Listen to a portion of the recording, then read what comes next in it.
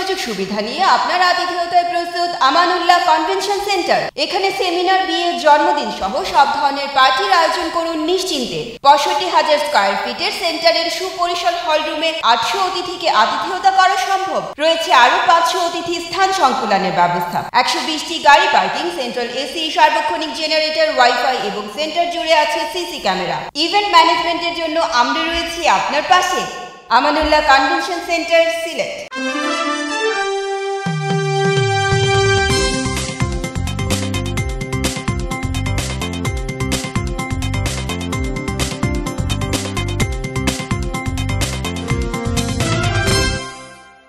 আসসালামু আলাইকুম, আমন্ত্রণ সবাইকে সিলেট স্টুডিও থেকে চ্যানেল এস সিলেট নিউজে। আপনাদের সঙ্গে আছি আমি রোহেনা সুলতানা। শুরুতেই জানিয়ে দিচ্ছি প্রধান শিরোনাম। ব্রিটেনে কারি শিল্পে ওয়ার্ক পারমিট ভিসা প্রাপ্তি আরও সহজ করতে সিলেটে সেমিনার অনুষ্ঠিত। কারি শিল্পের স্বার্থে ব্রিটেনে বসবাসরত সকল বাংলাদেশিদের একযোগে এগিয়ে এসে জনমত গড়ে তোলার আহ্বান। জগন্নাথপুরে বৃত্তি বিতরণী অনুষ্ঠানে প্রতিমন্ত্রী এম এ মান্নান। আওয়ামী লীগ সরকারের শাসনামলে কোনো লোক না খেয়ে মরবে না। সিলেট সহ সারা দেশে বৃহস্পতিবার রাতে যথাযথ ধর্মীয় ভাব গাম্ভীর্যে পবিত্র শবে বরাত পালিত।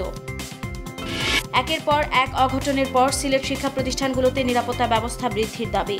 পুলিশি প্রহরা বাড়ালে কমে আসতে পারে এসব অঘটন, অভিমত সংশ্লিষ্টদের। কুশিয়ারা সুরমার ভয়াবহ ভাঙনের কবলে সীমান্তবর্তী জকিগঞ্জের নদী তীরবর্তী কয়েক হাজার মানুষ। ঘরবাড়ি হারিয়ে নিঃস্ব। ভাঙন প্রতিরোধে ব্লক নির্মাণ করার প্রতিশ্রুতি সাংসদ ও বিরোধী দলীয় হুইপ সেলিম উদ্দিনের। এবং মৌলভীবাজারের নৃত্যশিল্পী সংস্থা শ্রীমঙ্গলের উদ্যোগে পালিত হয়েছে নৃত্য উৎসব।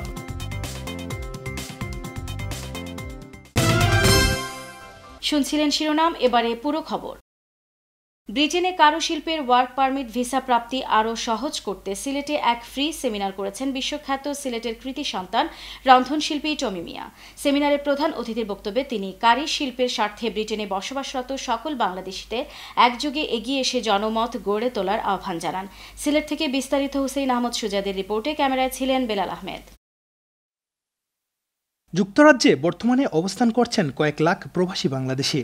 এসব প্রবাসী বাংলাদেশিদের অনেকের আয়ের একমাত্র মাধ্যম হচ্ছে রেস্টুরেন্ট ব্যবসা। কিন্তু বর্তমান ব্রিটিশ সরকারের ওয়ার্ক পারমিট ভিসার কঠিন নিয়মের কারণে বাঙালি শ্রমিক আমদানি না হওয়ায় বিপাকে পড়েছেন সেদেশের কারি শিল্পের ব্যবসায়ীরা। এজন্য সকল বাংলাদেশিরা এক হয়ে ব্রিটিশ ওয়ার্ক পারমিটের ভিসা প্রাপ্তির নতুন শর্তটি বাতিলের জন্য একযোগে কাজ করার আহ্বান জানান বিশ্বখ্যাত রন্ধনশিল্পী টমি মিয়া। We want to take a fight to the British government. যে আমরা ওয়েজটা স্যালারিটা কম করলে আমরা এখান থেকে মানুষ হিতাম পারতাম। I'm running a campaign. I need about 100,000 signatures in order to raise this issue at the parliament. ব্রিটেনে সিলেটিদের রয়েছে প্রায় 12,000-এরও বেশি রেস্টুরেন্ট। তবে দক্ষ রন্ধনশিল্পীর কারণে এসব রেস্টুরেন্ট এখন বন্ধ হওয়ার উপক্রম। ব্রিটেন সরকারের কঠিন আইনের কারণে সিলেটে দক্ষ জনশক্তি প্রস্তুত থাকলেও তাদের ব্রিটেনে নেওয়া যাচ্ছে না। এজন্য ব্রিটিশ সরকারের করা এ আইনের বিরুদ্ধে সবাইকে এক হতে হবে। আমাদের সবার এটাকে সাপোর্ট করা উচিত, যাতে বাংলাদেশিরা আরও বেশি করে বিদেশে যেতে পারে, লন্ডনে যেতে পারে, বেশি করে ফরেন কারেন্সি আসতে পারে।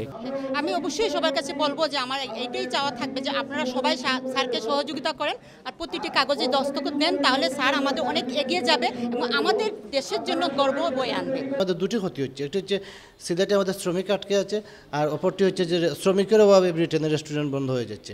আমাদের এই দুটি জটিলতা কাটাতে হলে এখনই আমাদের টমি মিয়ার যে উদ্যোগ নিয়েছেন সেই উদ্যোগের মাধ্যমে আমাদের ব্রিটেন সরকারকে চাপ প্রয়োগ করতে হবে এবং চাপ প্রয়োগের মধ্যে দাবি আদায় হলে আমাদের ওয়ার্ক পারমিটের বাজারটা খুলে যাবে। ব্রিটিশ সরকারের করা যদি আইনটি বাতিল না হয় তাহলে ব্রিটেন ও সিলেট উভয় দিক থেকেই ক্ষতির সম্মুখীন হবে, এমনটাই ভাবছেন বিশিষ্টজনরা। হুসাইন আহমেদ সুজাত, চ্যানেল এস নিউজ, সিলেট। অর্থ ও পরিকল্পনা প্রতিমন্ত্রী এম এ মান্নান এমপি বলেছেন, আওয়ামী লীগ সরকারের শাসন আমলে কোনো লোক না খেয়ে মারা যাবে না। সরকার হাওর এলাকার ফসল হারানো মানুষের জন্য যা যা করা দরকার তা করছে। তিনি বলেন, সরকার যেসব বরাদ্দ দিচ্ছে সেগুলো সুষ্ঠুভাবে বন্টন করলে ক্ষতিগ্রস্তরা উপকৃত হবে। জগন্নাথপুর উপজেলার কলকলিয়া ইউনিয়নের মজিদপুর প্রতিভা এডুকেশন ট্রাস্টের পঞ্চম বৃত্তি বিতরণ ও পুরস্কার বিতরণী অনুষ্ঠানে প্রধান অতিথির বক্তব্যে তিনি এসব কথা বলেন। মজিদপুর প্রতিভা এডুকেশন ট্রাস্টের উপদেষ্টা উপদেষ্টা সাংবাদিক অমিত দেবের সভাপতিত্বে ও ট্রাস্টের প্রতিষ্ঠাতা সাধারণ সম্পাদক এমদাদুর রহমান সুমন ও বর্তমান সাধারণ সম্পাদক রিজু আহমেদের যৌথ পরিচালনায় এতে বিশেষ অতিথি হিসেবে বক্তব্য রাখেন সুনামগঞ্জ জেলা আওয়ামী লীগের সাবেক সহ সভাপতি সম্পাদক প্রবীণ রাজনীতিবিদ সিদ্দিক আহমদ, উপজেলা পরিষদের ভাইস চেয়ারম্যান বিজন কুমার দেব, শাহজালাল মহাবিদ্যালয়ের প্রতিষ্ঠাতা অধ্যক্ষ এম.এ. মতিন, ট্রাস্টের উপদেষ্টা প্রবাসী মুহিবুর রহমান সুফি। সভায় বিশেষ অতিথি হিসেবে উপস্থিত ছিলেন জগন্নাথপুর উপজেলা নির্বাহী অফিসার মোহাম্মদ মাসুম বিল্লাহ, উপজেলা পরিষদের সাবেক চেয়ারম্যান উপজেলা আওয়ামী লীগ সভাপতি আকমল হোসেন। স্বাগত বক্তব্য রাখেন মজিদপুর এডুকেশন ট্রাস্টের প্রতিষ্ঠাতা সাধারণ সম্পাদক এমদাদুর রহমান সুমন। পরে ইউনিয়নের 27টি প্রাথমিক বিদ্যালয়ের অংশগ্রহণে বৃত্তি পরীক্ষায় উত্তীর্ণ মেধাবী 10 শিক্ষার্থীদের হাতে শিক্ষাবৃত্তি হিসেবে নগদ টাকা, ক্রেস্ট ও সনদপত্র তুলে দেন অতিথিরা।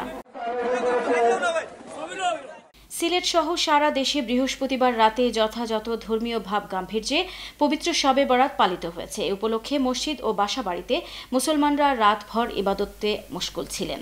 পবিত্র এই রজনীতে ধর্মপ্রাণ মুসলমানরা নামাজ পড়েন, জিকির করেন এবং পবিত্র কোরআন তেলাওয়াত করেন আত্মীয় স্বজনের কবর জিয়ারত। অনেকে বৃহস্পতিবার ও শুক্রবার রোজাও রাখেন। মসজিদে মিলাদ মাহফিলের আয়োজন করা হয়। মসজিদের পাশাপাশি হযরত শাহজালাল রহমতুল্লাহ আলাইহের দরগাহ শরীফ ও শাহপুরান রহমতুল্লাহ আলাইহের দরগাহ শরীফেও জামায়াত হয়ে ইবাদত বন্দেগী করেন মুসল্লিরা।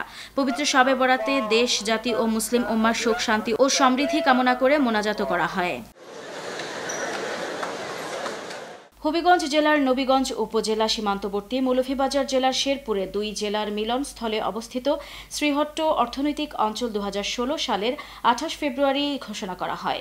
এরপর থেকেই সরকার কর্তৃক জমি অধিগ্রহণ শেষে ওই অর্থনৈতিক অঞ্চলের উন্নয়ন কাজ শুরু হয়। তবে ভূমি মালিকদের অভিযোগ তারা এখনও তাদের জমির ন্যায্য মূল্য পাচ্ছেন না। এতে করে স্থানীয়দের মধ্যে ক্ষোভ বিরাজ করছে। এদিকে শ্রীহট্ট অর্থনৈতিক অঞ্চল ক্ষতিগ্রস্ত ভূমি মালিক সমিতি এই নিয়ে সম্প্রতি এক প্রতিবাদ সভার আয়োজন করে। নবীগঞ্জ উপজেলার আউশকান্দি ইউনিয়নের মজলিশপুর পয়েন্টস্থ 3 হক মার্কেটের সামনে এই প্রতিবাদ সভায় সভাপতিত্ব করেন ইউপি সদস্য ও ক্ষতিগ্রস্ত ভূমি মালিক সমিতির সভাপতি মোহাম্মদ দুলাল মিয়া। সাধারণ সম্পাদক বাবু অজয় আচার্যের পরিচালনায় এতে বক্তব্য রাখেন শ্রীহট্ট অর্থনৈতিক অঞ্চল ক্ষতিগ্রস্ত ভূমি মালিক সমিতির প্রধান উপদেষ্টা ফজলুল হক, সাংগঠনিক সম্পাদক আতিকুর রহমান, মোহাম্মদ আশিক মিয়া, মোহাম্মদ আরফান মিয়া, মোহাম্মদ রজব আলী, রুমেল আহমদ, সৈপুর মিয়া, জিতু মিয়া, হুমায়ুল আহমদ, মকবুল হোসেন। স্থানীয়দের দাবি ক্ষতিগ্রস্ত ভূমির মালিকদের ভূমির ন্যায্য মূল্য, পানি নিষ্কাশনের স্থায়ী ব্যবস্থা, বেকারত্ব দূরীকরণ, যোগ্যতা ভিত্তিক চাকুরি প্রদান, অর্থনৈতিক অঞ্চলে যাবতীয় কর্মকাণ্ডে ভূমি মালিক পরিবারদের অগ্রাধিকার ভিত্তিক অংশগ্রহণ, মানসম্মত উপায়ে বসবাস করা ও পরিবেশগত হুমকি মোকাবেলা করা সহ এলাকার উন্নয়নে তড়িৎ পদক্ষেপ নেওয়া। দাবি না মানলে এর দায়ভার সংশ্লিষ্ট কর্তৃপক্ষকে নিতে হবে বলে হুঁশিয়ারি দেন নেতৃবৃন্দ। র্যাপিড অ্যাকশন ব্যাটালিয়ন র্যাব এর 13তম প্রতিষ্ঠা বার্ষিকীতে মৌলভীবাজারের র্যাবের শ্রীমঙ্গল ক্যাম্পের কর্মরত সকল পদমর্যাদার কর্মকর্তা ও সদস্যদের শুভেচ্ছা জ্ঞাপন করেছেন শ্রীমঙ্গল নিউজ কর্নার ও সুধীজনেরা। র্যাব শ্রীমঙ্গল ক্যাম্পের সহকারী পরিচালক মোহাম্মদ ইমরানের হাতে ফুলের শুভেচ্ছা দেন নিউজ কর্নারের সতীর্থ সহ বিভিন্ন শ্রেণী পেশার মানুষ।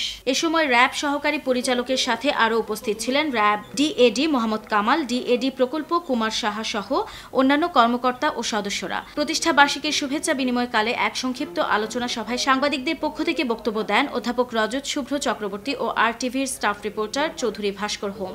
অনুষ্ঠানে র্যাব শ্রীমঙ্গল ক্যাম্পের সহকারী পরিচালক মোহাম্মদ ইমরান মাদক, সন্ত্রাস ও জঙ্গি দমনে জিরো টলারেন্সে থেকে কাজ করে যাচ্ছেন বলে জানান। সভায় তিনি তাদের কর্মকাণ্ড পরিচালনায় সাংবাদিক ও এই এলাকার জনগণের সহায়তাও কামনা করেন। বিশ্ব পরিযায়ী পাখি দিবস উপলক্ষে মৌলভীবাজার জেলা কালেক্টরেট ভবন সম্মুখ থেকে এক বর্ণাঢ্য শোভাযাত্রা বের হয়।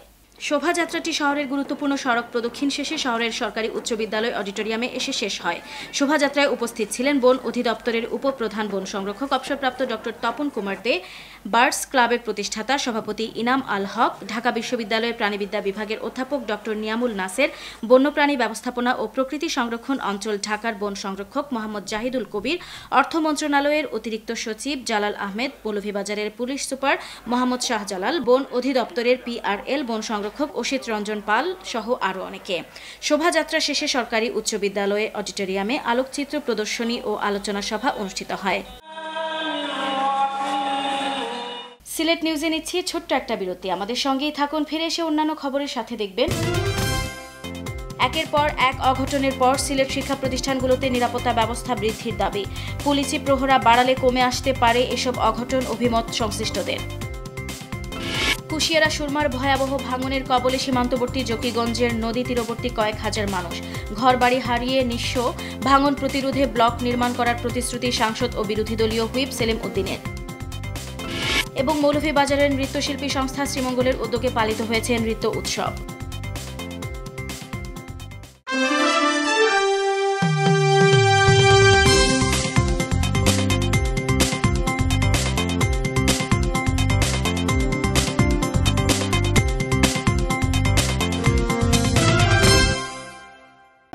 সব সুযোগ সুবিধা নিয়ে আপনার আতিথেয়তায় প্রস্তুত আমানুল্লাহ কনভেনশন সেন্টার। এখানে সেমিনার, বিয়ে, জন্মদিন সহ সব ধরনের পার্টির আয়োজন করুন নিশ্চিন্তে। 65,000 স্কয়ার ফিটের সেন্টারের সুপরিসর হলরুমে 800 অতিথিকে আতিথেয়তা করা সম্ভব। রয়েছে আরো 500 অতিথি স্থান সংকুলানের ব্যবস্থা। 120টি গাড়ি পার্কিং, সেন্ট্রাল এসি, সার্বক্ষণিক জেনারেটর, ওয়াইফাই এবং সেন্টার জুড়ে আছে সিসি ক্যামেরা। ইভেন্ট ম্যানেজমেন্টের জন্য আমরা রয়েছি আপনার পাশে।